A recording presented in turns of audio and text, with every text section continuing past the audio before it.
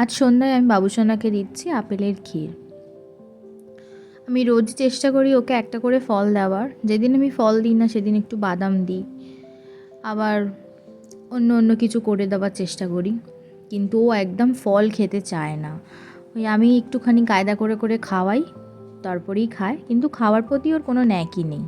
মানে ওর খাওয়া বাদ দিয়ে হুড়োহুড়ি খেলা ওর সব ভালো লাগে, খাওয়াটা ওর মানে জাস্ট জোর করে হয়, খেতে হয় তাই খাই, এরকম একটা ব্যাপার। তো এখানে আমি আপেলের খোলাটা ভালো করে ছাড়িয়ে নিচ্ছি। আপেলটাকে দু আধখানা করে আমি মিডিল পোর্শনটা বাদ দিয়ে দেবো, বাদ দিয়ে ওটাকে পিস পিস করে কেটে মিক্সিতে ব্লেন্ড করে নেব।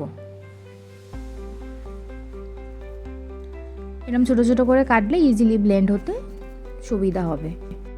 আর হ্যাঁ, আপনারা যখন এই জিনিসটা বানাবেন আপেল সবুজ দেখে কিনবেন না, তাহলে কিন্তু দুধ কেটে যাবে, আর দুধ কেটে গেলে খুব বাজে লাগবে।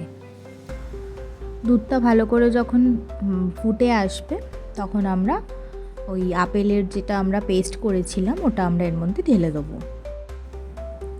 আমি এর মধ্যে কোনো রকম কোনো চিনি দিই না, যেহেতু আপেল মিষ্টি হয়, তো আপেলের মিষ্টিতেই আপেলের এই ক্ষীরটা যথেষ্ট মিষ্টি হবে।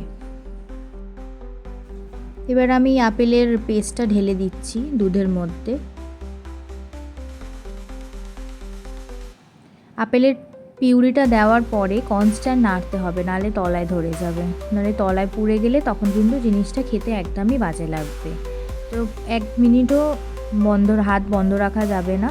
মিক্সারের বাটিতে যেটুখানি আপেল ছিল ওটাকে আমি দুধ দিয়ে একটুখানি পাতলা করে ওর মধ্যে ঢেলে দিলাম।